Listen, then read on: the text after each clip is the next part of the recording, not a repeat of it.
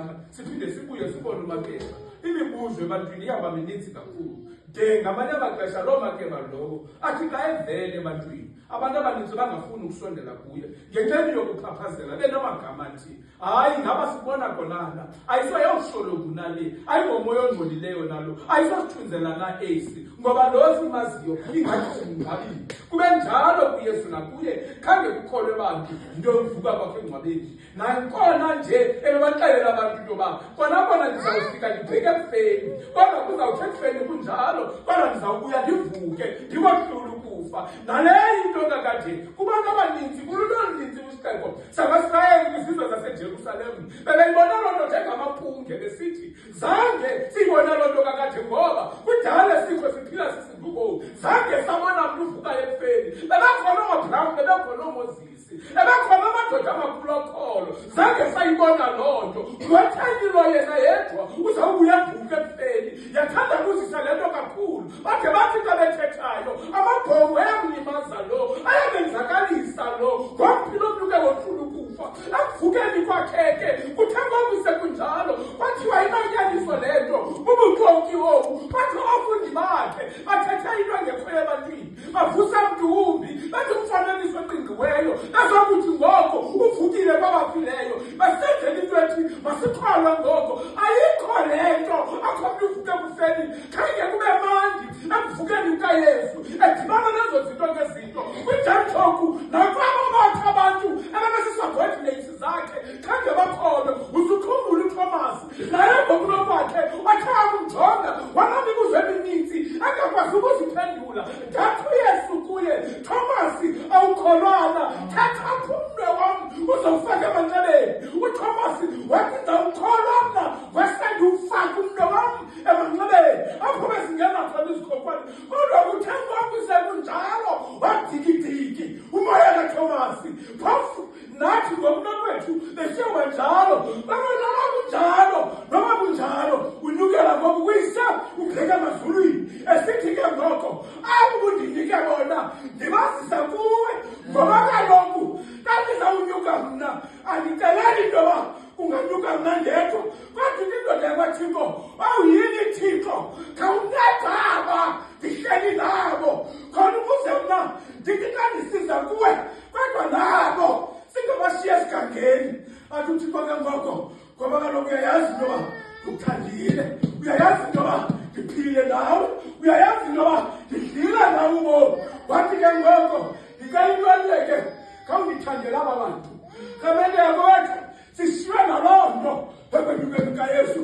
washiya isithembiso esikhulu esithi into yoba noba mna naso esithi aba bashiyekayo kodwa Thixo lumbewu umoya wakho ingcwele uzuzinze phezu kwabo hlale kubo nothando lwakho olungenamiqathango nothando lakho olungenamida uthando lakho olungenazi-conditions eluhlala phezu kwabo side sibuye sibonane ngoba mnana uba ngokwenene mna bendinawe bawo sibanye nabo ingathi ngoku lixesha loba ngabe banye kunye nathi usishiya nomthandazo xa izawuhamba sihleli phezu kwalo mthandazo rhameneya wethu noba sinjanina noba iimeko zokuphila ziyasinxunguphalisa noba sinangadumeliswe noba singcwelekekile kangakanani na kodwa sishiywe le nto ethi sasinika uthando olukhulu into yoba nabo Thixo andibacela into kodwa olathanda ukundithande ngalo olathanda ukundithande ngalo uzubathande ngalo nabo kuthiwa abantu abakhe bo-selfish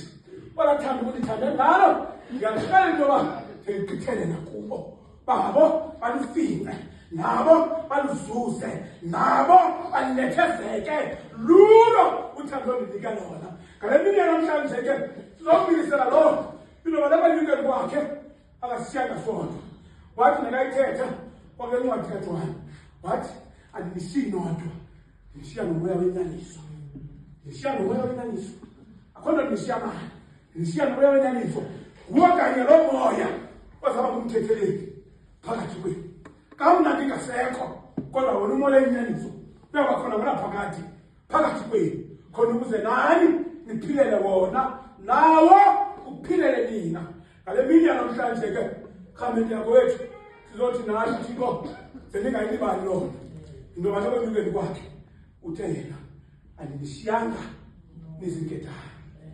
Nisiyanga nizinkethane. Kwamaxesha amosithina sawulahlekelwa ngabazali bethu sike sicinge inoba sizinkethane. Kodwa uba sizinkethane, ngiyanithembisa ndithi sizinkethane mazomzuzwana. Kodwa kaThixo asikwinkethane. Sikwinkethane. Sizothi ke ngoku masithi ukuthi asijongile sisazi into basashona esithembiso esikhulu. Asincedisa uThixo asinika into enkulu. Eyoba nina hlala nolithando. Yilento lobimeko sinjani lapha singayilibali loo nto sishiywe nothando olukhulu. Asicelelele ukuthi uYesu xa ezawusuka.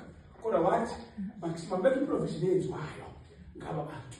Bangashiyi kodwa. Uba wayengazange ayenze loo nto. Uba wayengazange ayenze loo nto, besingazubazana.